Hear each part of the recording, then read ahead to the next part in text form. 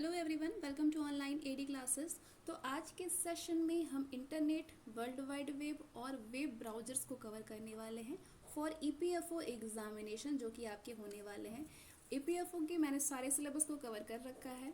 Industrial relation and labour law को मैंने डाल रखा है, अकाउंट्स को मैंने कवर कर रखा है, ऑडिटिंग को कवर कर रखा है, insurance, social security of India, और इससे पहले 2 वीडियो आए थे कंप्यूटर एप्लीकेशन से, तो उसको भी आप जाकर के देख लीजिए। सारे वीडियोस आपको प्लेलिस्ट में मिल जाने वाले हैं।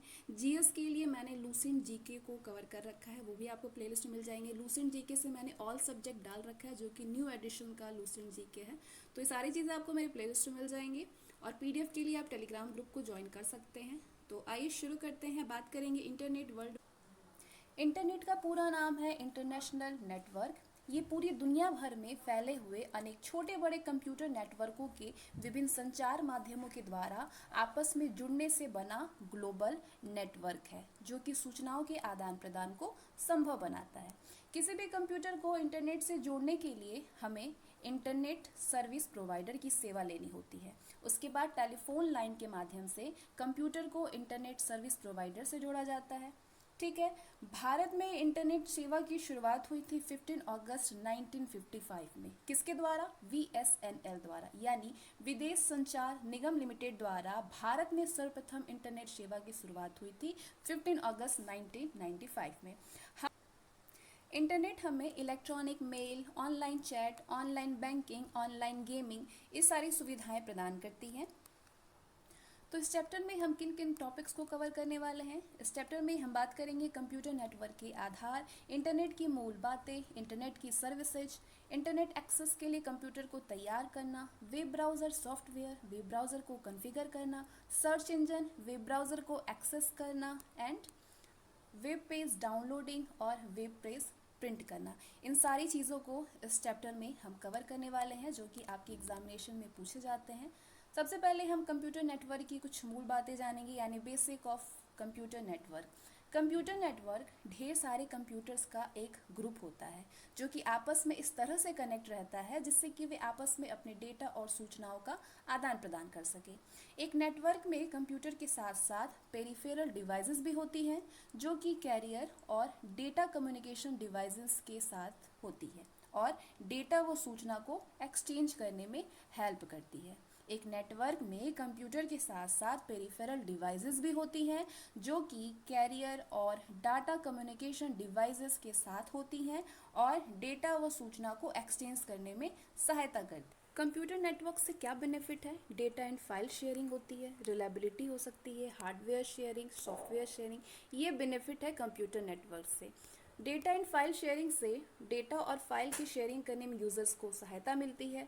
हार्डवेयर शेयरिंग से प्रिंटर, स्कैनर, इस तरह की हार्डवेयर की शेयरिंग करने में यूजर्स को हेल्प मिलती है। सॉफ्टवेयर शेयरिंग से किसी नेटवर्क में सॉफ्टवेयर को आसानी से शेयर करने में सहायता मिलती है। और रिलायबिलिटी से यूजर्स अपनी फाइलों की एक से अधिक कॉपी को विभिन्न नेटवर्क्स पर स्टोर कर सकते हैं।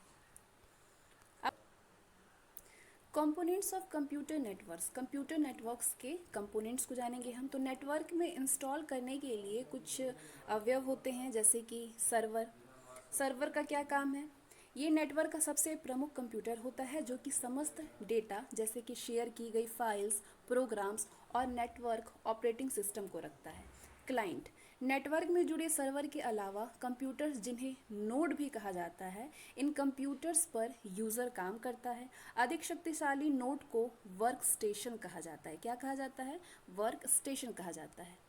ट्रांसमिशन मीडिया, ये कंप्यूटर नेटवर्क में फिजिकल डिवाइसेस, हार्डवेयर को आपस में जोड़ने वाला आवश्यक घटक है। ट्रांसमिशन मीडिया हार्डवेयर को आपस में जोड़ने वाला घटक है। नेटवर्क इंटरफेस कार्ड, ये नेटवर्क केबलों को कंप्यूटर से जोड़ने वाला एक सर्किट होता है। नेटवर्क इंटरफेस कार्ड, जिसकी हेल्प से डेटा का आगमन तेजी से होता है। ये कार्ड नेटवर्क में जुड़े सभी कंप्यूटर्स के मदरबोर्ड में लगाया जाता है। नेटवर्क इंटरफेस कार्ड को सभी कंप्यूटर्स के मदरबोर्ड में लगाया जाता है। प्रोटोकॉल, नियमों का ऐसा समूह जो कि संपूर्ण संचार प्रक्रिया में विविध डिवाइसों के मध्य सामंजस्य स्थापित करता है, वो उसको प्रोटोकॉल कहते हैं। वॉइस ओवर इंटरनेट प्रोटोकॉल, यानी VoIP। तो ये कंप्यूटर्स द्वारा संचार का एक तुल्यकालिक कॉन्फ्रेंसिंग साधन है जो कि प्रसारण तकनीक के लिए यूज़ किया जाता है। किसका? वॉइस ओवर इंटरनेट प्रोटोकॉल का। ये कंप्यूटर द्वारा संचार का एक कॉन्फ्रेंसिंग साधन है। इस तकनीक का मुख्य उद्देश्य टेलीफोन सेवा को इंटरनेट प्रणाली से जोड़ना होता है। टेलीफोन नेटवर्क स्विचिंग सिस्टम के आधार पर काम करता है, जबकि VoIP में इसे इंटरनेट के साथ व्यवस्थित कर दिया जाता है। VoIP तकनीक में ओवर दी टॉप एप्लीकेशन की आवश्यकता पड़ती है, जैसे कि व्हाट्सएप, स्काइप, विपर एक्सेट्रा। VoIP से किसके क्या एडवांटेज हैं VoIP के? इसमें रोमिंग से संबंधित शुल्क लागू नहीं होता है। इससे इंटरनेट और कॉल दोनों ही एक ही नेटवर्क के साथ किया जा सकता है। इसके माध्यम से कॉलिंग दर सस्ती होती है VoIP से। संसाधन विशेष कंप्यूटर पर उपलब्ध हार्डवेयर संसाधन कहलाता है। विशेष कंप्यूटर पर उपलब्ध हार्डवेयर संसाधन कहलाता है। आगे हम बात करेंगे नेटवर्क डिवाइसेस यानी नेटवर्क उपकरण के बारे में। तो नेटवर्क उपकरण का क्या यूज़ होता है? किसी भी नेटवर्क में कई कंप्यूटर्स को कनेक्ट करने और सिग्नलों को एम्पलीफाई करके उसकी पावर में रीस्टोर करने के लिए किया जाता है नेटवर्क उपकरणों का प्रयोग। ये उपकरण कौन कौन से हैं? रिपीटर है, ये एक नेटवर्क डिवाइसेस है। ये ऐसे डिवाइस होते हैं रिपीटर जो कि लो लेवल के सिग्नल्स को रिसीव करके उन्हें हाई लेवल में कन्वर्ट करके भेजते हैं, जो कि सिग्नलों को बिना किसी बाधा के लंबी दूरी को तय करने के लिए सहायता करते हैं। ये दो लैंस को परस्पर जोड़ते हैं और OSI की फिजिकल लेयर पर काम करते हैं। हब नेटवर्क की सारी केबल्स को एक साथ कनेक्ट करने के लिए हब का यूज़ किया जाता है। हब भी एक तरह का रिपीटर ही होता है जिसमें कि नेटवर्क चैनलों को जोड़ने के लिए पोर्टर्स लगे होते हैं, जिनकी संख्या होती है 4, 8, 16 और 24। गेटवे गेटवे एक ऐसी डिवाइस है जिसका यूज़ दो विभिन्न नेटवर्क प्रोटोकॉल को जोड़ने के लिए किया जाता है। स्विच विभिन्न कंप्यूटर्स को लैन में जोड़ने वाले हार्डवेयर को स्विच कहते हैं। स्विच को हब के स्थान पर यूज़ किया जाता है। ब्रिज ब्रिज छोटे नेटवर्क्स को आपस में कनेक्ट करने के लिए यूज़ किया जाता है ताकि वे छोटे नेटवर्क आपस में कनेक्ट होकर के बड़े नेटवर्क की तरह काम कर सके। ब्रिज जो होता है ये छोटे नेटवर्क्स को आपस में कनेक्ट करने के लिए यूज़ किया जाता है ताकि छोटे नेटवर्क्स को आपस में कनेक्ट करके बड़े नेटवर्क की तरह काम कर सके। मॉडेम एनालॉग सिग्नल्स को डिजिटल सिग्नल्स में और डिजिटल सिग्नल्स को एनालॉग सिग्नल्स में चेंज करता है। मॉडेम को हमेशा टेलीफोन लाइन और कंप्यूटर के मध्य लगाया जाता है। आगे हम बात करेंगे टाइप्स ऑफ कंप्यूटर नेटवर्क। तो 3 टाइप्स के कंप्यूटर नेटवर्क होते हैं, लैन, मैन और वैन, यानी local area network, metropolitan area network और wide area network. Local area network में छोटे सिग्नल साइट्स के नेटवर्क होते हैं। मैन में ये जो डेटा नेटवर्क शहरों के लिए बना होता है मैन, और वैन जो है लोकल एरिया नेटवर्क का एक समूह जो कि बहुत ही बड़े ज्योग्राफिकल एरिया में स्थित हो सकते हैं, उसमें वो वैन में होता है। कवरेज एरिया की बात करें तो लैन में कम दूरी लगभग की 1 किलोमीटर स्थित नेटवर्क में लगी डिवाइसेस को सिर्फ कनेक्ट करता है। मैन जो है लोकल एरिया नेटवर्क से बड़े लेकिन वाइड एरिया नेटवर्क से छोटे नेटवर्क को कनेक्ट करता है, और वैन जो है पूरे संसार भर में फैला हो सकता है। दूरी की बात करें तो लैन में लैन में सीमित होता है, मैन में सीमित होता है और वैन में असीमित होता है दूरी। नोड लैन में डेस्कटॉप, मैन में डेस्कटॉप या मिनी कंप्यूटर और वैन में डेस्कटॉप। माध्यम की बात करें तो लैन में जिस माध्यम की आवश्यकता पड़ती है वो है twisted pair cable, fibre optics और कोएक्सियल केबल। मैन में ट्विस्टेड पेयर केबल और फाइबर ऑप्टिक्स होते हैं, और वैन में twisted pair cable, fibre optics, coaxial cable और सैटेलाइट के लिए वायरलेस।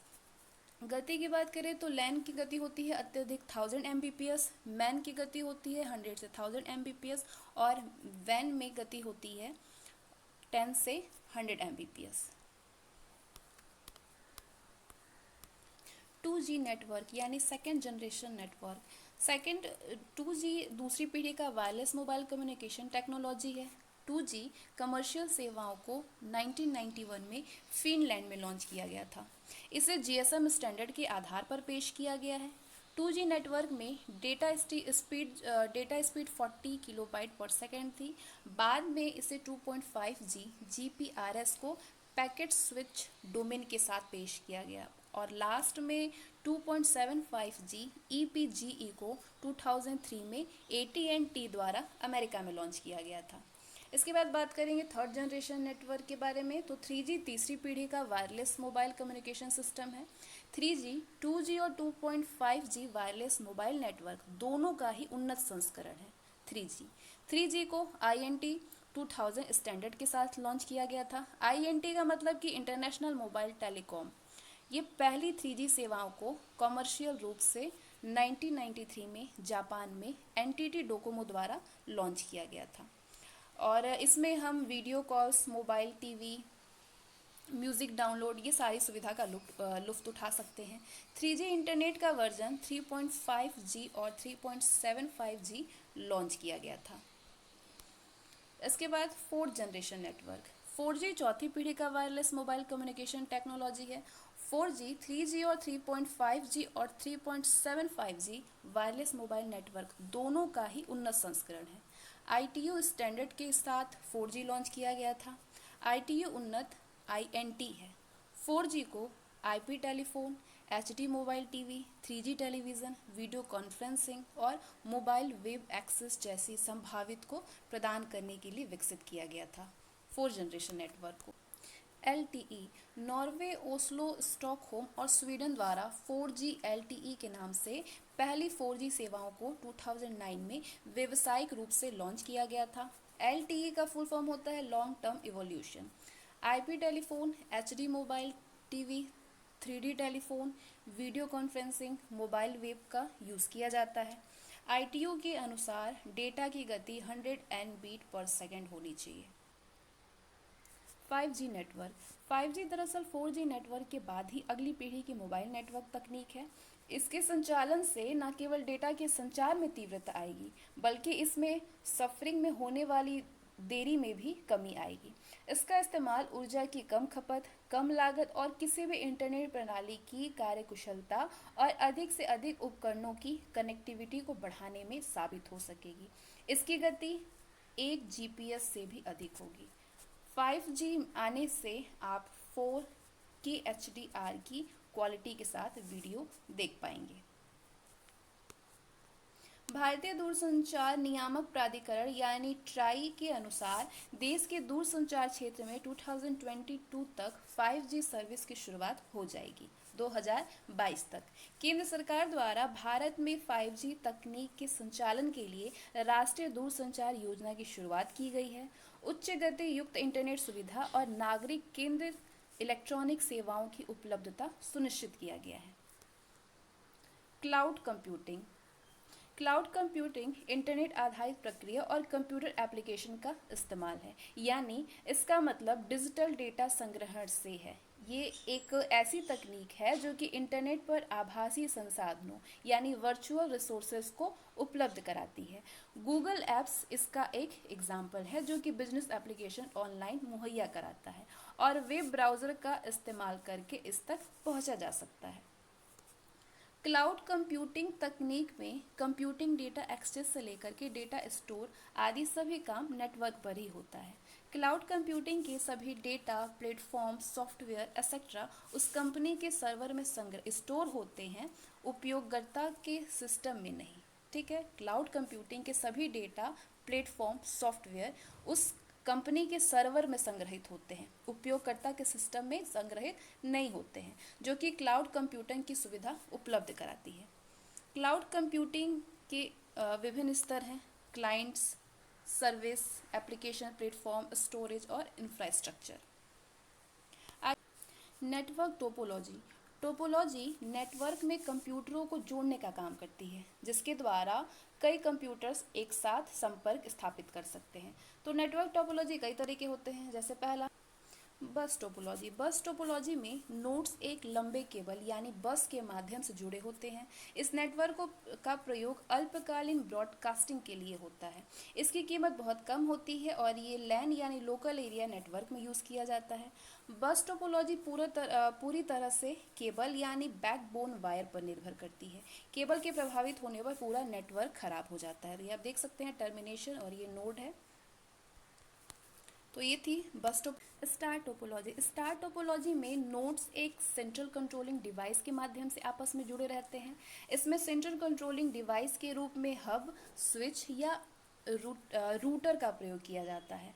ये टोपोलॉजी बस और रिंग टोपोलॉजी की तुलना में अधिक महंगी होती है। हब नेटवर्क के किसी भी नोड से प्राप्त सिग्नल के सभी नोड्स के लिए दोबारा ब्रॉडकास्ट करता है। तो ये आप देख सकते हैं, यह स्टार टोपोलॉजी हब के ज़रिए सिग्नल से जुड़ा हुआ है कई सारे कंप्यूटर। तो ये आप देख सकते हैं कंप्यूटर, प्रिंटर। आगे बात करेंगे मेश टोपोलॉजी। तो ये टोपोलॉजी में प्रत्येक नोड अन्य सभी नोड से जुड़ी होती है। ये सबसे महंगी टोपोलॉजी होती है और बस और स्टार दोनों टोपोलॉजी का सम्मिश्रण होता है मेश टोपोलॉजी। मेश टोपोलॉजी में किसी डिवाइस के फेल होने से केवल एक नोड प्रभावित होता है, पूरे नेटवर्क पर इसका कोई भी प्रभाव नहीं पड़ता है। सिर्फ क्या प्रभावित होता है? नोड प्रभावित होता है। तो ये है मेश टोपोलॉजी का डायग्राम, ये आप देख सकते हैं। Ring topology. रिंग टोपोलॉजी में कोई मुख्य कंप्यूटर नहीं होता है। इस टोपोलॉजी में कोई भी मुख्य कंप्यूटर नहीं होता है। इसमें सभी कंप्यूटर एक गोलाकार आकृति में अपने अधीनस्थ कंप्यूटर से जुड़े होते हैं। इससे सर्कुलर टोपोलॉजी भी कहा जाता है। तो ये देख सकते हैं आप, ये रिंग की तरह एक दूसरे से जुड़ा हुआ है सर्कुलर मोशन में। ठीक है, फ्लो ऑफ मैसेजेस। तो ये था रिंग टोपोलॉजी। आगे बात करेंगे ट्री टोपोलॉजी।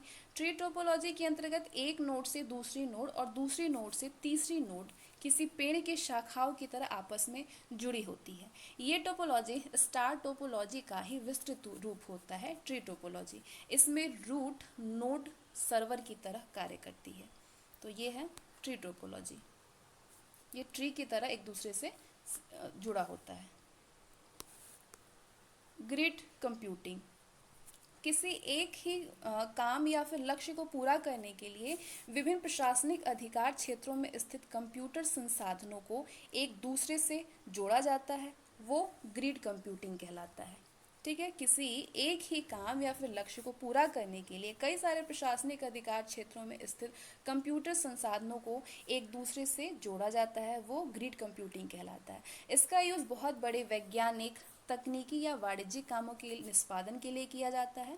ग्रिड कंप्यूटर भौगोलिक दृष्टि से एक दूसरे से काफ़ी दूर स्थित होते हैं और इसमें किसी जटिल काम को छोटी छोटी इकाइयों में बांट करके संपन्न किया जाता है ग्रिड कंप्यूटर में। आगे हम बात करेंगे ट्रांसमिशन मीडिया। क्या है ट्रांसमिशन मीडिया? वो माध्यम जिसके द्वारा दो डिवाइसों को डेटा संचार के लिए आपस में जोड़ा जाता है, वो ट्रांसमिशन मीडिया कहलाता है। वो माध्यम जिसके द्वारा दो डिवाइसेस को डेटा संचार के लिए आपस में जोड़ा जाता है, वो ट्रांसमिशन मीडिया कहलाता है। ट्रांसमिशन मीडिया दो तरह की होती है, गाइडेड मीडिया या वायर्ड टेक्नोलॉजी, और दूसरा अनगाइडेड मीडिया या फिर वायरलेस टेक्नोलॉजी। सबसे पहले बात करेंगे गाइडेड मीडिया के बारे में। तो जिस मीडिया में नोड्स के माध्यम से डेटा का ट्रांसमिशन केबलों या फिर तार के माध्यम से होता है, उसे गाइडेड मीडिया कहते हैं, यानी वायरलेस मीडिया कहते हैं। तो इसी मीडिया पाथ पर सिग्नल ट्रेवल करता है। ठीक है, इसी मीडिया पाथ पर सिग्नल ट्रेवल करता है, गाइडेड मीडिया पाथ पर। गाइडेड मीडिया तीन तरह की होती है। कोएक्सियल केबल, ये केबल उच्च आवृत्ति के डेटा को ले जाता है। इसमें कंडक्टर के रूप में कॉपर कोर होता है, जिसमें कि इलेक्ट्रिक करंट एक नोड से दूसरे तक ट्रैवल करती है। एक कोएक्सियल केबल को 1 किलोमीटर की दूरी और 100 Mbps की डेटा रेट से इंटरनेट एक्सेस किया जा सकता है। तो कोएक्सियल केबल तीनों ही एरिया में, तीनों ही नेटवर्क यानी लैन, मैन और वैन तीनों में ही इस केबल की आवश्यकता होती है। तो ये है कोएक्सियल केबल स्ट्रक्चर, ये आप देख सकते हैं। ये है कंडक्टर, इंसुलेशन, ब्रेड शील्ड और ये है इसका जैकेट। अगला केबल है ट्विस्टेड पेयर केबल। इस तरह के केबल में दो तांबे के तार आपस में उलझे रहते हैं, जिन पर कि एक कुचालक पदार्थ और अन्य परत का बाहरी आवरण लगा होता है। इन दोनों तारों में से एक तार सिग्नलों को रिसीवर तक पहुंचाने और दूसरा तार ग्राउंड रेफरेंस यानी अर्थिंग के लिए प्रयोग किया जाता है। दो तांबे के तार होते हैं। तो ये आप देख सकते हैं, ये है ट्विस्टेड पेयर केबल। ठीक है, इस तरीके का ये इसका फिगर है। ये कॉपर है, तांबे का तार। फाइबर ऑप्टिक्स ये हाई बैंडविड्थ पर लंबी दूरी तक ब्रॉडकास्ट करने में हेल्प करता है। इसमें कांच का एक कोर होता है जो कि कांच की दूसरी परत से बनी क्लैडिंग से घिरा होता है। फाइबर ऑप्टिक्स में डेटा के ट्रांसमिशन के लिए लाइट का इस्तेमाल किया जाता है। Fibre optics unidirectional communication को सपोर्ट करता है। तो ये है फाइबर ऑप्टिक्स। ये आप देख सकते हैं, ये कोर है शीशे का। अब बात, ये तो गाइडेड मीडिया के बारे में बात हो रही थी, अब बात करेंगे अनगाइडेड मीडिया यानी वायरलेस मीडिया के बारे में। तो वो मीडिया जिसमें कि सूचनाओं का आदान प्रदान बिना किसी केबल के हो, उसको अनगाइडेड मीडिया कहते हैं। अनगाइडेड मीडिया के भी कुछ प्रकार होते हैं, जैसे ब्लूटूथ। ये 1994 में एरिक्सन के द्वारा खोजा गया था ब्लूटूथ को, और ये वायरलेस होता है। इसके द्वारा छोटे वेवलेंथ वाली रेडियो तरंगों का प्रयोग कम दूरी यानी 30 फुट तक के लिए डेटा को एक्सचेंज करना संभव होता है। ब्लूटूथ में तरंगों की आवृत्ति 2.4 गीगाहर्ट्ज से 2.8 गीगाहर्ट्ज के बीच होती है। इसकी सहायता से कंप्यूटर के विभिन्न उपकरणों जैसे कि mouse, keyboard, printer, modem etcetera को बिना तार के जोड़ा जा सकता है। इसकी खोज किसने की है? एरिक्सन ने की है। कब की है? 1994 में। तो ये देख सकते हैं आप ब्लूटूथ किस तरीके से वायरलेस कनेक्ट हो रहा है। ब्लूटूथ प्रौद्योगिकी। इंफ्रारेड प्रौद्योगिकी इसमें तरंगों की आवृत्ति 300 गीगाहर्ट्ज से 400 टीहर्ट्ज तक होती है। इसका इस्तेमाल क्लोज एरिया में और कम दूरी में कम्युनिकेशन करने के लिए किया जाता है। टीवी का रिमोट जो होता है उसमें इसी टेक्नोलॉजी का प्रयोग किया जाता है, इंफ्रारेड प्रौद्योगिकी का। रेडियो वेव ट्रांसमिशन, इसमें रेडियो वेव के माध्यम से संचार होता है और इनकी आवृत्ति 3 के हर्ट्ज से 1 एम हर्ट्ज तक होती है। रेडियो वेव सभी दिशाओं यानी ओमनी डायरेक्शन में डेटा का ट्रांसमिशन कर सकता है। ये बहुत लंबी दूरी को तय करते हुए अंतरिक्ष में भी ट्रेवल कर सकती है। रेडियो वेव ट्रांसमिशन देख सकते हैं आप रेडियो वेव प्रोपगेशन को। माइक्रोवेव ट्रांसमिशन, माइक्रोवेव तरंगों की आवृत्ति 1 गीगाहर्ट्ज से 300 गीगाहर्ट्ज होती है। इन्हें विद्युत चुंबकीय तरंग भी कहा जाता है। ये तरंगे यूनि डायरेक्शनल होती है। माइक्रोवेव ट्रांसमिशन यूनि डायरेक्शनल होती है। सैटेलाइट संचार, इसमें एक अर्थ स्टेशन से प्राप्त सिग्नल को बढ़ा करके उसे 100 मील दूर स्थित किसी भी दूसरे अर्थ स्टेशन में रिट्रांसमिट किया जाता है। इसका उपयोग अधिक दूरी के ट्रांसमिशन के लिए किया जा सकता है सैटेलाइट संचार का। तो ये अंतरिक्ष तक पहुंच होती है। इंटरनेट का पूरा नाम होता है इंटरनेशनल नेटवर्क। ये विंटकर्व के द्वारा 1950 से स्टार्ट किया गया है, इसलिए इन्हें इंटरनेट का पिता भी कहा जाता है। इंटरनेट नेटवर्कों का नेटवर्क है। ये सभी कंप्यूटर्स को ग्लोबल स्तर पर जोड़ता है, जिससे ये लोगों को आपस में डेटा का आदान प्रदान करने में हेल्प करता है। इंटरनेट पर उपलब्ध डेटा को प्रोटोकॉल की सहायता से कंट्रोल किया जाता है। इंटरनेट के द्वारा प्रदान की गई सर्विसेज हैं email, web portals, chat, social networking, blogging, online transaction etcetera. ये सारे इंटरनेट से मिलने वाले सर्विसेज हैं। इंटरनेट का कॉन्सेप्ट क्या है? तो इंटरनेट इंटरकनेक्टेड कंप्यूटर नेटवर्क का ग्लोबल सिस्टम है, जो कि दुनिया भर में फैले हुए अनेक छोटे बड़े कंप्यूटर नेटवर्कों के विभिन्न संचार माध्यम द्वारा आपस में जुड़ने से बना है। इसमें व्यक्तिगत, सार्वजनिक, शैक्षिक, व्यापारी और सरकारी नेटवर्क एक्सेट्रा जुड़े होते हैं। इंटरनेट पर उपलब्ध एक विशाल एरे जो कि इंफॉर्मेशनल रिसोर्सेज देता है, उसमें इंटरलिंक्ड हाइपरटेक्स्ट डॉक्यूमेंट का वर्ल्ड वाइड वेब मुख्य होता है। इंटरनेट का आर्किटेक्चर, इंटरनेट कई सारे नेटवर्क का एक इंटरकनेक्शन होता है। इंटरनेट में से जुड़े ढेर सारे नेटवर्क होते हैं, जिसमें wide area network, work station, remote site आदि होते हैं। इंटरनेटवर्क किसी भी डेटा को बड़ी आसानी से नेटवर्क और यूजर्स के बीच आसानी से शेयर करता है। नेटवर्किंग डिवाइसेस जैसे कि राउटर और गेटवे की इंटरनेट बनाने के लिए आवश्यक होती है। लेयर्ड आर्किटेक्चर के अनुसार ही इंटर नेटवर्किंग काम करती है। इंटरनेट में 4 लेयर्स होती हैं। कौन कौन से लेयर्स होती हैं? एप्लीकेशन सर्विस लेयर होता है। Application service layer user application जैसे कि email, remote access, remote file transfer के लिए एक इंटरफेस का काम करती है और इसमें कई प्रोटोकॉल्स का प्रयोग किया जाता है। सर्विस प्रोवाइडर प्रोटोकॉल लेयर, ये लेयर नेटवर्क के अंतिम से अंतिम ट्रांसमिशन के लिए जिम्मेदार है। ये डेटा ट्रांसमिशन के दौरान ट्रैफिक में फ्लो को संभालता है और मैसेज ट्रांसफ़र के लिए रिलायबिलिटी यानी विश्वसनीयता भी प्रदान करता है। इस लेयर पर टीसीपी सहित अन्य कई प्रोटोकॉल रन करते हैं। अगला लेयर नेटवर्किंग लेयर, ये नेटवर्क इंटरनेट प्रोटोकॉल यानी आईपी को रन कराती है। नेटवर्किंग लेयर ये नेटवर्कों के बीच कम्युनिकेशन को गेटवे के माध्यम से कराती है। इंटरनेटवर्क वो जगह है जहाँ पर कि डेटा अपने डेस्टिनेशन में पहुँचने तक गेटवे से गेटवे तक ट्रांसफ़र होता रहता है और डेस्टिनेशन में पहुँचने के बाद ये सब नेटवर्क लेयर में गुजरता है। और अगला लेयर है सब नेटवर्क लेयर। इस लेयर में एक लैन से जुड़ी सभी मशीनें रहती है। किसमें? सब नेटवर्क लेयर में। IoT यानी इंटरनेट ऑफ थिंग्स, सेंसर युक्त इंटरकनेक्टेड वस्तुओं का नेटवर्क जो कि डेटा का आदान प्रदान कर सकती है, साथ ही साथ डेटा को इकट्ठा करती है, वो इंटरनेट ऑफ थिंग्स कहलाता है। इस तकनीक को नॉन स्क्रीन कंप्यूटिंग भी कहा जाता है। इसका उदय 1982 में कार्नेगी मेलन यूनिवर्सिटी की एक लैब में हुआ था। इंटरनेट ऑफ थिंग्स सेंसर द्वारा काम करेगा। ये IP एड्रेस पे चलाया जाता है। ये मानव को कम करके उत्पादकता को बढ़ाने का प्रयास करता है। Internet of things smart home की अवधारणा को साकार कर सकता है। भारतीय अस्पताल भी इंटरनेट ऑफ थिंग्स यानी IoT का इस्तेमाल कर रहे हैं। साल 2011 में पूरी दुनिया में इंटरनेट उपकरणों की संख्या विश्व की कुल आबादी से भी अधिक हो गई है। इस स्थिति को मानते हुए भारत ने 2014 में अपनी पहली IoT नीति का मसौदा तैयार किया गया। 2015 में डिजिटल इंडिया और स्मार्ट सिटी परियोजना के लक्ष्य को ध्यान में रखते हुए तैयार किया गया है।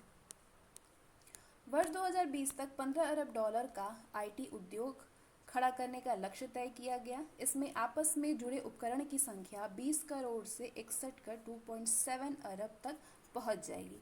इसके अलावा आंध्र प्रदेश को मुख्य IT हब में चेंज करने के उद्देश्य से आंध्र प्रदेश की सरकार ने भारत की पहली इंटरनेट ऑफ थिंग्स नीति को 2016 से 2020 को मंजूरी प्रदान कर रही है। सर्विसेज ऑफ इंटरनेट, तो क्या क्या सुविधाएं हैं internet? World wide web and website, तो वर्ल्ड वाइड वेब को वेब भी कहा जाता है। ये इंटरनेट पर उपलब्ध सर्वाधिक लोकप्रिय सेवा है। ये हाइपरलिंक के माध्यम से परस्पर जुड़ी हुई इंफॉर्मेशंस का विशाल समूह है, जिससे कि वेब ब्राउजर्स की सहायता से इंटरनेट पर प्राप्त किया जा सकता है। ईमेल के बाद ये दूसरी सबसे लोकप्रिय सेवा हो गई है। तो ये काम किस तरीके से करती है, हाउ इट वर्क्स? तो ये वर्ल्ड वाइड वेब एक ऐसा तंत्र है जो कि हाइपर टेक्स्ट डॉक्यूमेंट की सहायता से एक दूसरे से कई कंप्यूटर में एकत्रित की गई इंफॉर्मेशंस को आपस में जोड़ता है और इन सूचनाओं को एक स्थान से दूसरे स्थान पर भेजने के लिए STT प्रोटोकॉल का प्रयोग किया जाता है, जो कि हाइपर लिंक की सहायता से डेटा का आदान प्रदान करता है।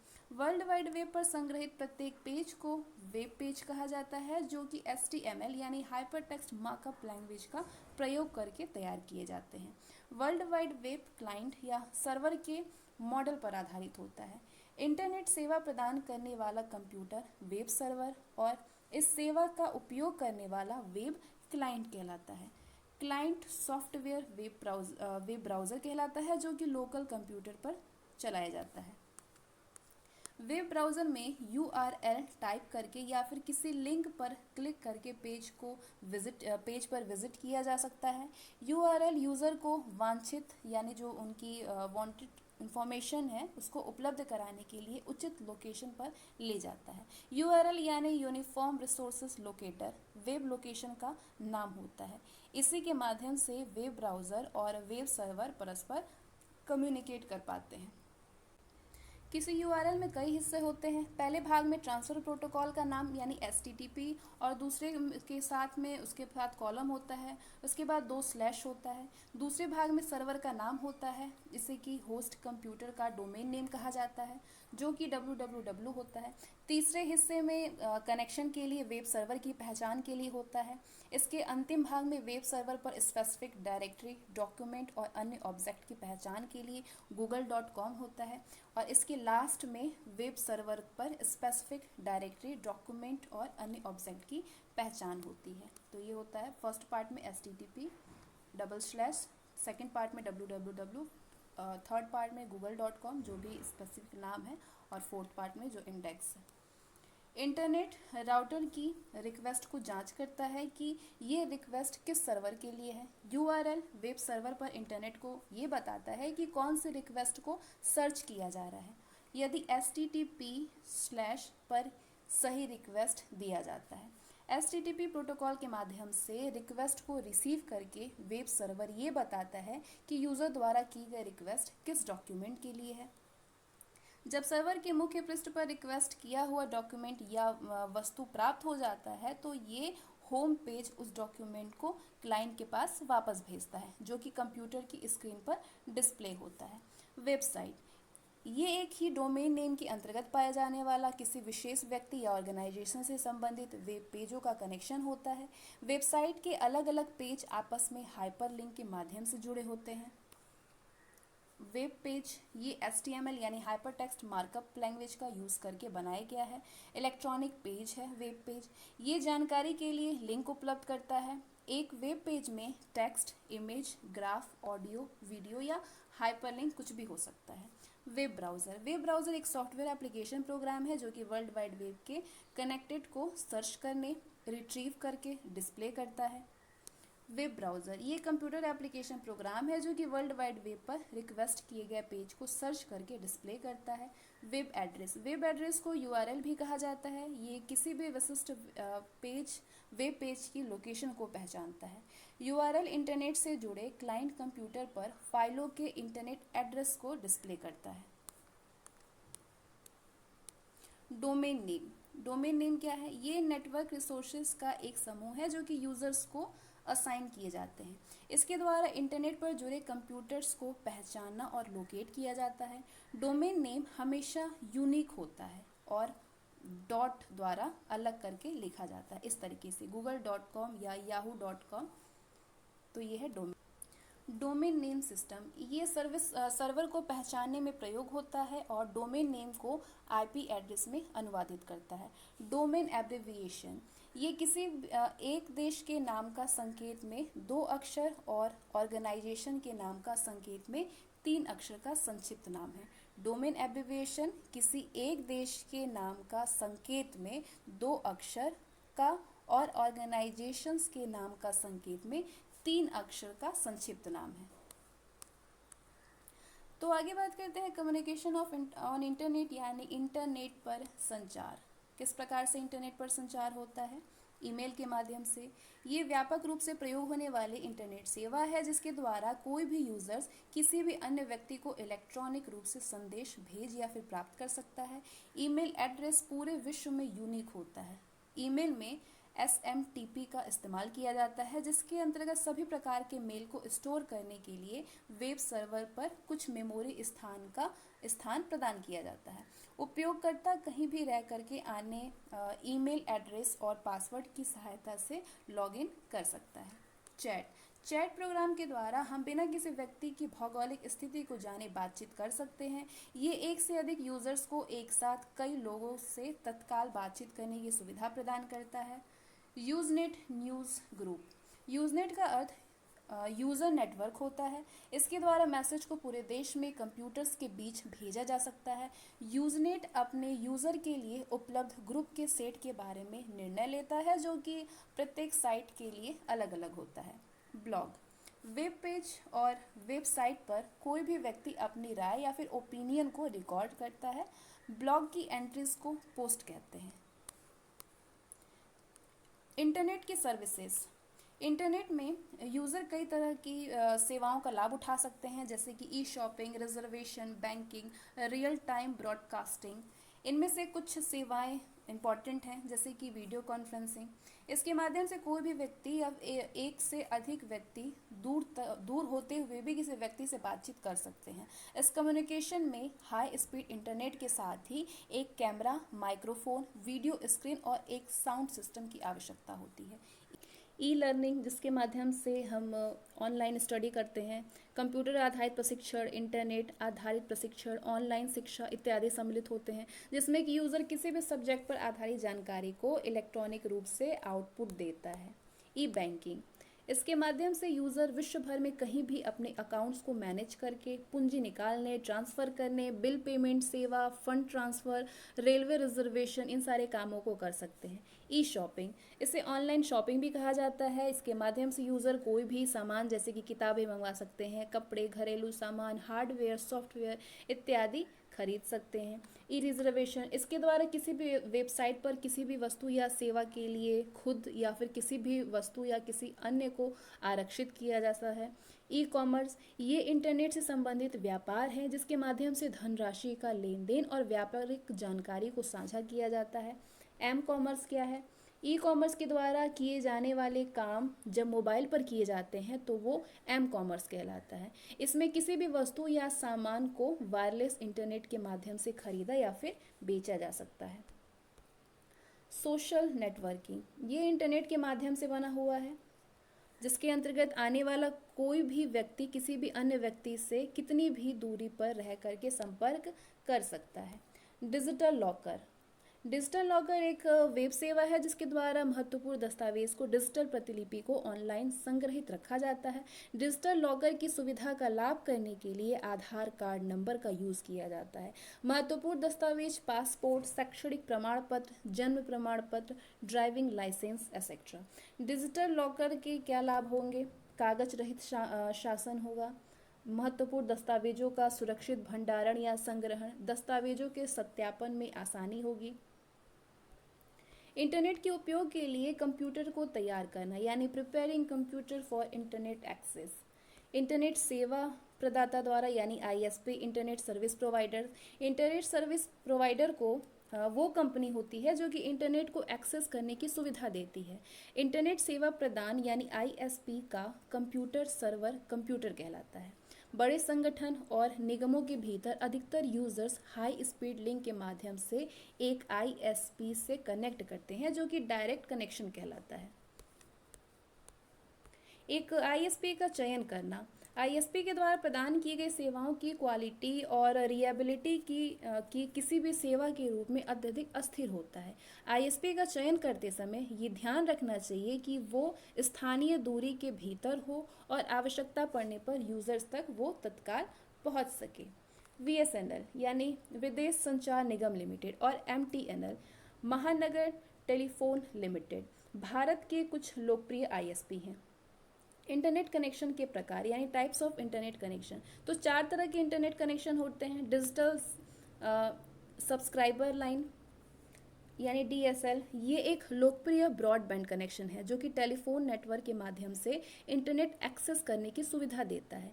ये डायल अप कनेक्शन की तरह ही लेकिन उससे तेज गति से काम करती है और किसी भी फ़ोन लाइन के सामान्य उपयोग से बाधित नहीं होता है। ये छोटी दूरी के अंदर ही कार्य करता है, इसलिए इसे घरों या फिर छोटे बिजनेस में प्रयोग किया जाता है। ये non DSL high frequency interface को ब्लॉक करके वॉइस और डीएसएल सर्विस को एक साथ इनेबल करता है। तो ये देख सकते हैं आप, डिजिटल सब्सक्राइबर लाइन है ये diagram. Dial up connection, dial up पहले से उपस्थित टेलीफोन लाइन की सहायता से इंटरनेट से जुड़ने का एक माध्यम होता है। इसमें इंटरनेट कनेक्शन को चलाने के लिए यूजर्स को पहले मॉडेम इंटरनेट सर्विस प्रोवाइडर यानी आईएसपी का फ़ोन नंबर डायल करना होता है। ये नंबर डायल अप कॉल्स को रिसीव करने के लिए तैयार की जाती है और फिर ये आईएसपी कनेक्शन को स्थापित करना होता है। यूजर्स को इंटरनेट कनेक्शन देने के लिए कंपनियों को आईएसपी कहता है। यूजर्स को इंटरनेट कनेक्शन देने वाले को कंपनी को आईएसपी कहा जाता है, जैसे कि एयरटेल, एमटीएनएल, वोडाफोन, ये कुछ प्रसिद्ध आईएसपी कंपनियां हैं। इंटीग्रेटेड सर्विस डिजिटल नेटवर्क, ये इंटरनेशनल कम्युनिकेशन स्टैंडर्ड है जिसमें कि डिजिटल टेलीफोन लाइन को कनेक्टिविटी के लिए यूज़ किया जाता है। इसमें नेटवर्क से कनेक्टेड होने के लिए एक्सटर्नल मॉडेम का यूज़ किया जाता है। इसके द्वारा ऑडियो, वीडियो और डेटा डिजिटल टेलीफोन लाइन पर सेंड किया जा सकता है। ये 64 kbps की दर से डेटा ट्रांसफ़र का रिपोर्ट करता है। वाइड बैंडविड्थ होने के कारण इसमें एक ही समय में ज़्यादा से ज़्यादा डेटा को ट्रांसमिट किया जाता है इंटीग्रेटेड सर्विस डिजिटल नेटवर्क में। डायरेक्ट इंटरनेट एक्सेस, ये डीएसएल के माध्यम से इंटरनेट को एक्सेस करने की सहायता करता है और पहले से ही स्विस टेलीफोन नेटवर्क के द्वारा हाई स्पीड इंटरनेट एक्सेस के लिए वाइड माध्यम प्रदान करता है। यूज़र की अनुमति पर इंटरनेट कनेक्शन स्थायी रूप से अवेलेबल रहता है परमानेंट तरीके से। तो ये है direct internet access. Wireless connection, wireless broadband user के स्थान पर और सर्विस प्रोवाइडर के बीच रेडियो लिंक का प्रयोग करके इंटरनेट कनेक्शन प्रदान करता है। इसमें किसी केबल या फिर मॉडेम की आवश्यकता नहीं होती है। इंटरनेट के वायरलेस कनेक्शन के लिए दो तरीके होते हैं। पहला वाईफाई यानी वायरलेस फिडेलिटी। ये एक वायरलेस नेटवर्किंग तकनीक है जो कि वाईफाई केबल या फिर तारों का प्रयोग ना करते हुए रेडियो आवृत्ति का प्रयोग करके फ्रीक्वेंसी के द्वारा हाई स्पीड इंटरनेट कनेक्शन प्रदान करता है। वाईमैक्स यानी world wide interoperability for microwave access. ये इंटरप्राइज कस्टमर को इकोनॉमिक ब्रॉडबैंड सर्विस उपलब्ध कराने वाली वायरलेस नेटवर्किंग तकनीक है। लाइट फिडेलिटी, ये एक वायरलेस कम्युनिकेशन टेक्नोलॉजी है जो उपकरणों के माध्यम से डेटा और पोजीशन ट्रांसमिट करने के प्रकाश का उपयोग करता है। इस तकनीक का आविष्कार हेराल्ड हेस ने किया था 2011 में। वाईफाई डेटा को ट्रांसमिट करने के लिए रेडियो फ्रिक्वेंसी का यूज़ करता है और लीफी डेटा ट्रांसमिट करने के लिए लाइट का उपयोग करता है। राष्ट्रीय ब्रॉडबैंड नीति यानी नेशनल ब्रॉडबैंड पॉलिसी। भारत में पहली ब्रॉडबैंड नीति को 2004 में राष्ट्रीय दूरसंचार नीति यानी एनटीपी के हिस्से के तौर पर स्टार्ट किया गया था। भारत के सकल घरेलू उत्पाद में सर्वव्यापी ब्रॉडबैंड सेवा के महत्व को देखते हुए सूचनाओं की तेजी गति से पहुंच और वेब आधारित संचार द्वारा टेलीमेडिसिन, ई गवर्नेंस, मनोरंजन और रोजगार सृजन की संभावना को सुनिश्चित करने हेतु नीति 2004 को तैयार किया गया था।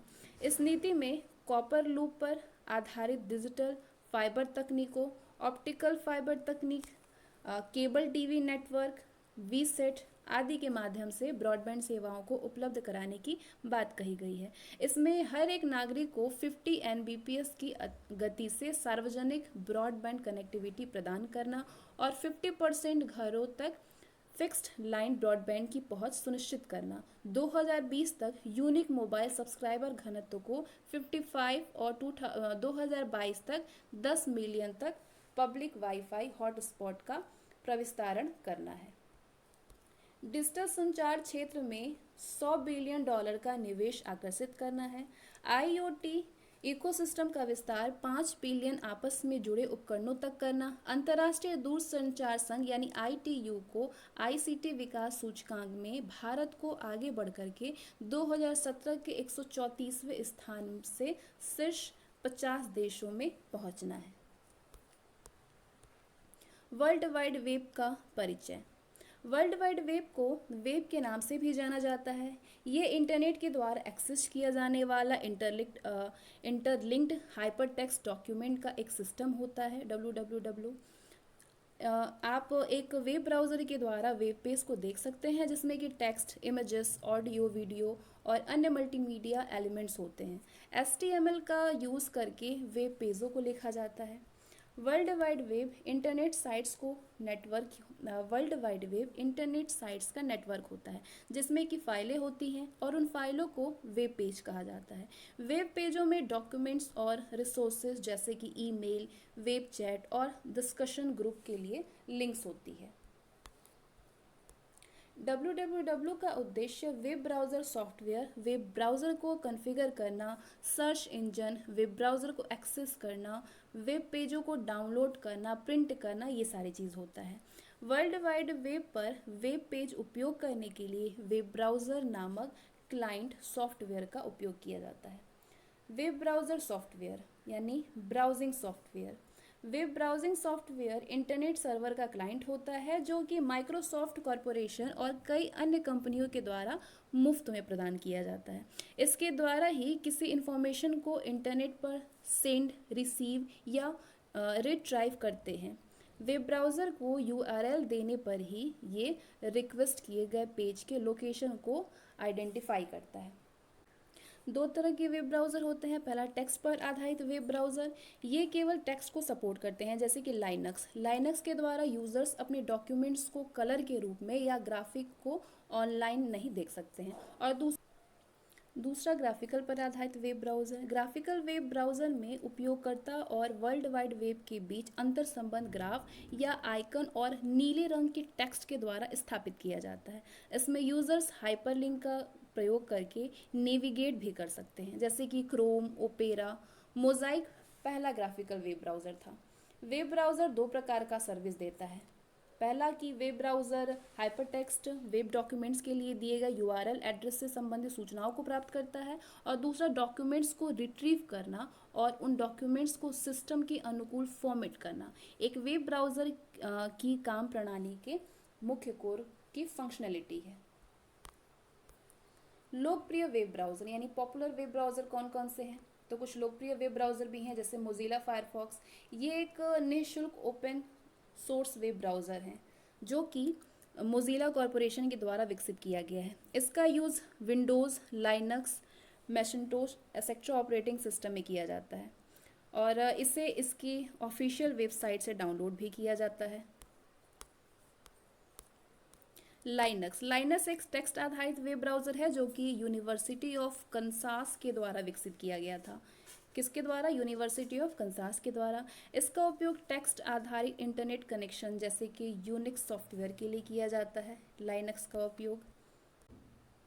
सफारी, इस वेब ब्राउज़र को एप्पल कॉरपोरेशन के द्वारा 2007 में विकसित किया गया है। ये मैक ऑपरेटिंग सिस्टम पर इस्तेमाल होने वाला वेब ब्राउज़र एप्लीकेशन है। इससे GUI यानी ग्राफिकल यूज़र इंटरफेस आधारित ऑपरेटिंग सिस्टम जैसे कि लाइनक्स, विंडोज़ से भी एक्सेस किया जा सकता है सफारी को। इंटरनेट एक्सप्लोरर, तो ये एक लोकप्रिय वेब ब्राउज़र है जिसका निर्माण माइक्रोसॉफ्ट कंपनी के द्वारा किया गया है। ये एक प्रकार का विंडोज़ कंपोनेंट भी होता है जो कि वेब पेजेस को एक्सेस और नेविगेट करने में इस्तेमाल होते हैं। इंटरनेट एक्सप्लोरर को खोलने के लिए कुछ चरणों का अनुसरण करना पड़ता है, जैसे कि स्टार्ट बटन, इसके बाद सर्च बॉक्स पे जाना होता है, फिर टाइप इंटरनेट, फिर चूज़ इंटरनेट एक्सप्लोरर, उसके बाद इंटर की। इंटरनेट एक्सप्लोरर के कुछ भाग हैं। पहला, टाइटल बार। ये इंटरनेट एक्सप्लोरर विंडो के सबसे ऊपर टाइटल बार पर स्थित होता है, जिस पर बाईं ओर वर्तमान वेब पेज का नाम डिस्प्ले होता है। टाइटल बार की राइट साइड में मिनिमाइज, मैक्सिमाइज और रीस्टोर बटन होता है। दूसरा, मेन्यू बार, ये टाइटल बार के ठीक नीचे होता है, जिसमें कई सारे प्रोग्राम, फाइल, ऑप्शंस की लिस्ट होती है। उनमें से किसी एक का चयन करके उससे एग्जीक्यूट किया जा सकता है। मेन्यू बार के कुछ विकल्प होते हैं। मेन्यू बार में फाइल होता है, जिसमें न्यू, ओपन, एडिट, सेव होते हैं। View, tool bar, status bar और explorer bar. Edit, cut, copy, paste. Favourites में ऐड फेवरेट्स होता है, ऑर्गेनाइजेशन फेवरेट्स होता है। टूल्स में मेल और news, popup, blocker. Address bar में ये वर्तमान में देखे जा रहे वेब पेज के एड्रेस को डिस्प्ले करता है, एड्रेस बार। इस पर दो बैक और फॉरवर्ड दो नेविगेशन बटन होता है। बैक बटन को दबाने पर हम देखी गई पिछली वेबसाइट पर, और इस तरीके का जो बैक बटन होता है उसको दबाने पर उस पेज के बाद वाले चीज़ों को देखते हैं जहाँ बैक बटन दबाने से पहले थे। इन बटनों के साथ एक डाउन एरो बटन भी होता है, जिसमें उस टैब में पहले देखे गए सभी वेब पेजों का लिस्ट होता है। कमांड बार, ये इंटरनेट एक्सप्लोरर विंडोज़ के ऊपरी दाईं ओर कोने में होता है, जिसका उपयोग करके इंटरनेट एक्सप्लोरर में आसानी से सेटिंग की जाती है। फेवरेट्स बार, इस पर क्लिक करके अपनी मन पसंदीदा वेबसाइटों, फीड्स, इन सारी चीज़ों को प्राप्त कर सकते हैं। स्टेट्स बार, ये इंटरनेट एक्सप्लोरर विंडो के बॉटम पर स्थित होता है और ये वर्तमान में प्रदर्शित हो रहे वेब की पेज की वर्तमान स्थिति और प्रगति को दर्शाता है। डॉक्यूमेंट एरिया, ये वर्तमान में देखे जा रहे वेब पेजेस को डिस्प्ले करता है। स्टैंडर्ड्स टूल बार, इस बार के अंतर्गत इंटरनेट एक्सप्लोरर में प्रयुक्त होने वाले टूल्स उपलब्ध होते हैं, जैसे कि बैक, फॉरवर्ड और रिफ्रेश। स्क्रॉल बार, यदि एक्सप्लोरर विंडो में प्रदर्शित सूचना का आकार विंडो के आकार से बड़ा हो तो इन्फॉर्मेशन को ऊपर से नीचे दाएं बाएं करने के लिए स्क्रॉल किया जाता है, और ये दो तरह के होते हैं। पहला वर्टिकल स्क्रॉल बार और दूसरा हॉरिजॉन्टल स्क्रॉल बार। वेब ब्राउज़र को कॉन्फ़िगर करना, वेब ब्राउज़र की अपनी आवश्यकता के अनुसार कॉन्फ़िगर और कस्टमाइज़ किया जा सकता है। इंटरनेट एक्सप्लोरर कॉन्फ़िगर करने के लिए टूल्स मेन्यू पर जाते हैं, फिर इंटरनेट ऑप्शन चूज़ करते हैं। इसके बाद कुछ इंटरनेट डायलॉग बॉक्स अपनाना होगा। तो ये काफ़ी छोटे छोटे हैं, दिखाई नहीं देंगे। ब्राउज़र को खोलने पर डिस्प्ले होने वाला पहला वेब पेज होम पेज होता है। इसे सेट करने के लिए home page address text box में उसका एड्रेस टाइप करके, जिसे कि आप होम पेज बनाना चाहते हैं। इंटरनेट एक्सप्लोरर का प्रयोग करने के लिए जो वेब पेज आप देखते हैं उन्हें एक पेज पर शामिल ग्राफिक्स और अन्य फाइलों के साथ सेव किया जाता है। इन फाइलों को सब फोल्डर टेम्पररी इंटरनल फाइल्स कहा जाता है। डिस्क स्पेस को फ्री करने के लिए डिलीट फाइल्स बटन पर क्लिक करें। अस्थायी इंटरनेट फाइलें और हिस्ट्री सेटिंग समायोजित करें, यानी adjust in temporary internet files and history setting. किस तरीके से करते हैं? फोल्डर की साइज अधिकतम से ज़्यादा होने पर इंटरनेट एक्सप्लोरर के द्वारा टेम्पररी फाइलों के स्टोरेज के मैक्सिमम साइज को एडजस्ट करने के लिए जनरल टैब पे क्लिक करते हैं, उसके बाद सेटिंग बटन पे जाते हैं। इससे खुले हुए सेटिंग बॉक्स में आप अप और डाउन एरो क्रीज की सहायता से मैक्सिमम वैल्यू को सेट कर सकते हैं। हाल ही में देखे गए सभी वेब पेजेस के लिंक हिस्ट्री में फोल्डर में स्टोर रहते हैं। आप अपनी आवश्यकता के अनुसार उसे स्टोर या फिर ब्राउजिंग हिस्ट्री को डिलीट भी कर सकते हैं। Change the default font, web पेजों पर उपलब्ध पठनीय सामग्री को अलग फॉन्ट में चेंज करके उसे डिस्प्ले को बेहतर बनाया जा सकता है। फॉन्ट डायलॉग बॉक्स ओपन करने के लिए जनरल टैब पे जाते हैं, उसके बाद फॉन्ट्स बटन पे क्लिक करते हैं। इस फॉन्ट बॉक्स में वेब पेजों के लिए एक फॉन्ट को सेलेक्ट करके उसे ओके बटन पे क्लिक करते हैं। सारी सेटिंग को सेव करने के लिए इंटरनेट ऑप्शन डायलॉग बॉक्स में ओके पर क्लिक करेंगे। अगली बार वेब ब्राउज़र को ओपन करने पर वो नई सेटिंग के साथ खुलेगा। Returning to sites through history, यानी हिस्ट्री के माध्यम से साइट्स पर वापस आना। इंटरनेट एक्सप्लोरर के हिस्ट्री फीचर के माध्यम से आप पिछले सेशन में खोली गई फाइलें और वर्तमान समय में पहले ही खोली गई वेबसाइट को दोबारा ओपन कर सकते हैं। एक्सप्लोरर के फेवरेट ऑप्शन में खोली गई वेबसाइट की हिस्ट्री एक लिस्ट के रूप में रहती है, जिसे कि अपनी आवश्यकता अनुसार शॉर्ट भी किया जा सकता है। हिस्ट्री बार को ओपन करने के लिए पहले कमांड बार पे जाते हैं, उसके बाद टूल बटन को क्लिक करते हैं, फिर एक्सप्लोरर बार पे, देन हिस्ट्री पे क्लिक करेंगे। आपके द्वारा देखे गए पेजों की लिस्ट इंटरनेट एक्सप्लोरर विंडो के बाईं ओर के पेन में होती है, और ये लिस्ट तिथि और साइट्स के नाम के अनुसार व्यवस्थित क्रम में होती है। Favourite fights, history, view by date और व्यू बाय डेट साइट्स के अकॉर्डिंग भी। डिलीटिंग ब्राउजिंग हिस्ट्री, किसी भी वेबसाइट को खोलने पर इंटरनेट एक्सप्लोरर यूज़र के द्वारा खोली गई वेबसाइट की इंफॉर्मेशन को स्टोर करता है, और ये अस्थायी इंटरनेट फाइलों, कुकीज़, ओपन की गई वेबसाइट्स की हिस्ट्री और एड्रेस बार में टाइप किए गए इंफॉर्मेशन और वेब पासवर्ड इत्यादि को स्टोर रखता है। ब्राउजिंग हिस्ट्री को डिलीट करने के लिए पहले कमांड बार पे क्लिक करते हैं, फिर सेफ्टी बटन पे, then delete browsing, then history. Delete किए जाने वाले इन्फॉर्मेशन के आगे बने चेक बॉक्स पर क्लिक करें और फेवरेट्स लिस्ट में वेबसाइटों के जिन फाइलों को नहीं डिलीट करना चाहते हैं उसको preserve favourites website data check box को सिलेक्ट करें और अब डिलीट बटन पर क्लिक करें। सर्च इंजन, सर्च इंजन की सहायता से हम इंटरनेट से इच्छानुसार सूचनाओं को खोजा जा सकता है। सर्च इंजन वेब पर स्थित सभी वेब पेजों की सूची बना रखता है, और सर्च इंजन की किसी भी वेब पेज को उसके टाइटल, कीज़वर्ड या वेब पेज पर स्थित किसी फ्रेज के आधार पर सर्च करता है। लोकप्रिय सर्च इंजन कौन कौन से हैं? वेब पर कई सर्च इंजन हैं, जिनमें से कुछ पॉपुलर हैं, जैसे याहू काफ़ी लोकप्रिय और पूरे वर्ल्ड वाइड में प्रयोग किया जाने वाला सर्च इंजन और वेब पोर्टल है। ये मुख्य रूप से एक सर्च डायरेक्टरी है जो कि सब्जेक्ट कैटलॉग के साथ क्रम से व्यवस्थित होता है, और ये ब्राउजिंग और सर्चिंग में काफ़ी आसान होता है। गूगल गूगल एक बहुत लोकप्रिय और सबसे ज़्यादा इस्तेमाल करने वाला सर्च इंजन है।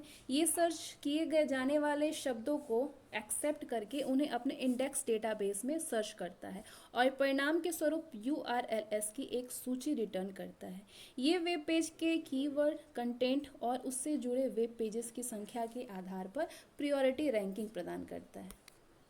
वेब क्रॉलर या web spider automatic index. Web crawler search engine में एक वेब रोबोट की सहायता से पूरे वेब के डॉक्यूमेंट्स में से कीवर्ड्स को लेकर के एक डेली इंडेक्स का निर्माण करता है।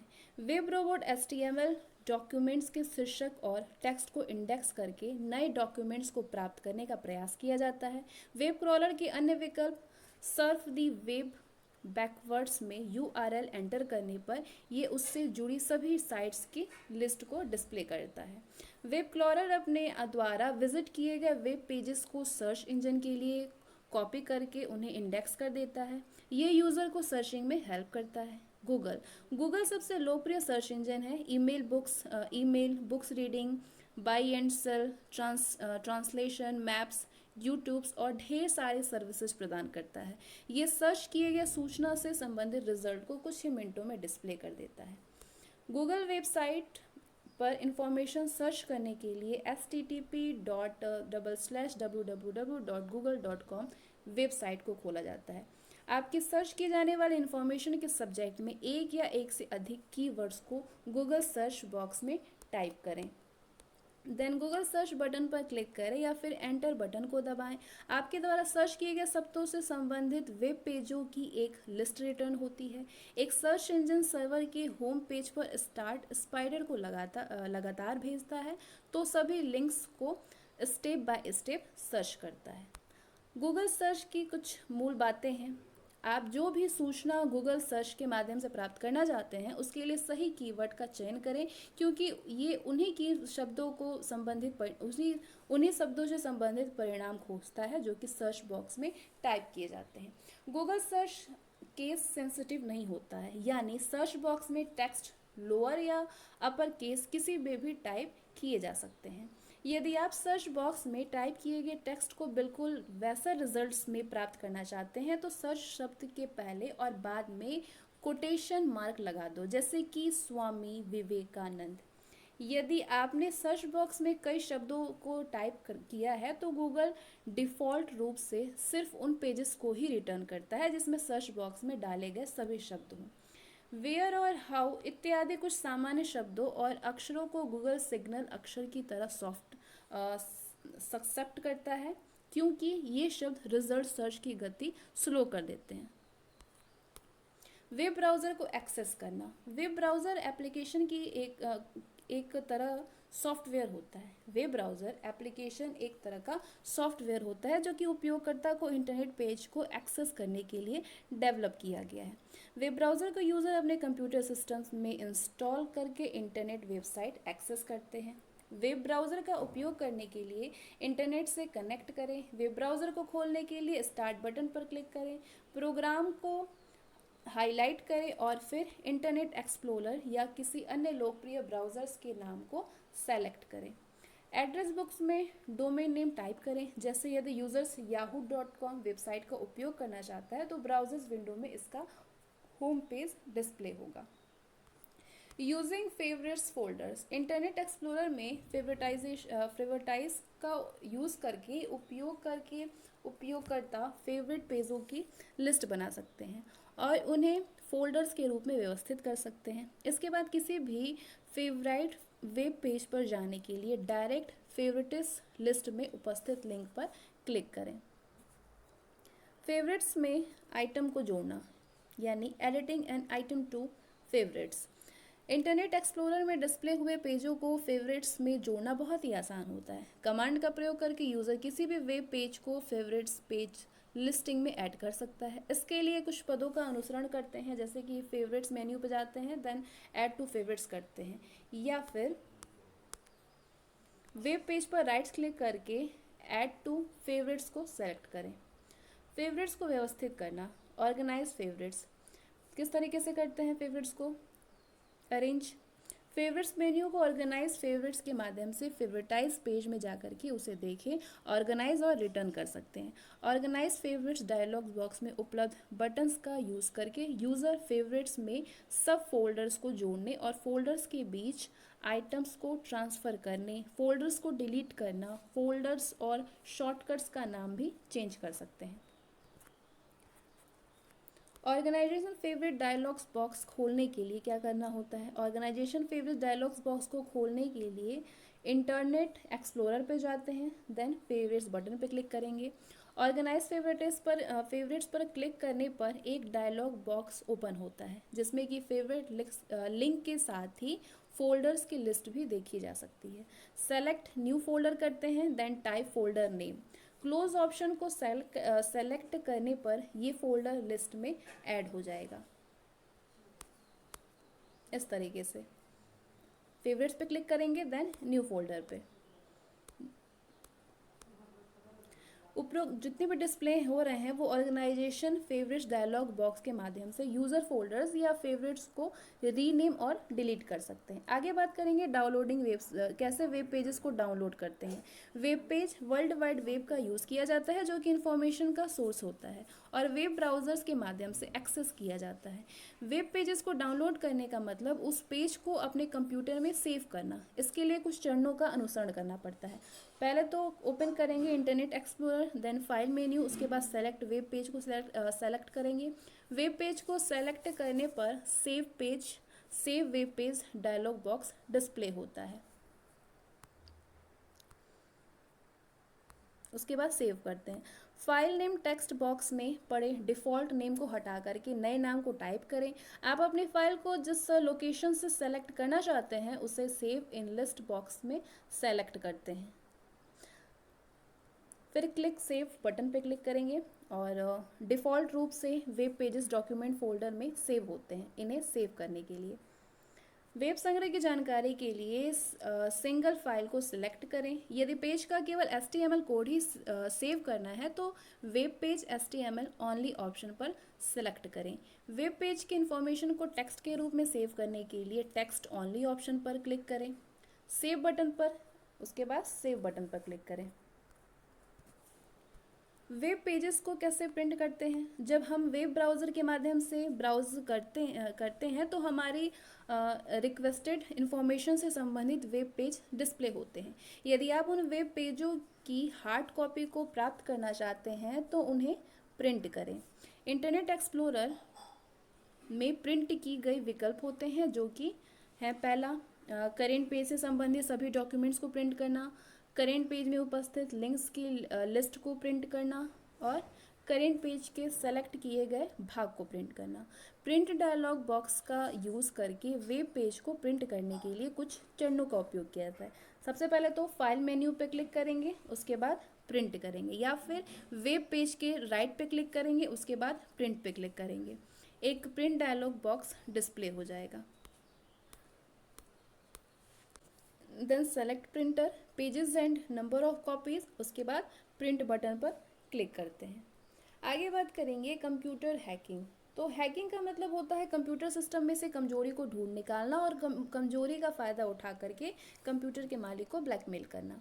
हैकिंग एक इंसान द्वारा कंप्यूटर का उपयोग करके किया जाता है और जो हैकिंग करता है उस इंसान को हैकर कहा जाता है।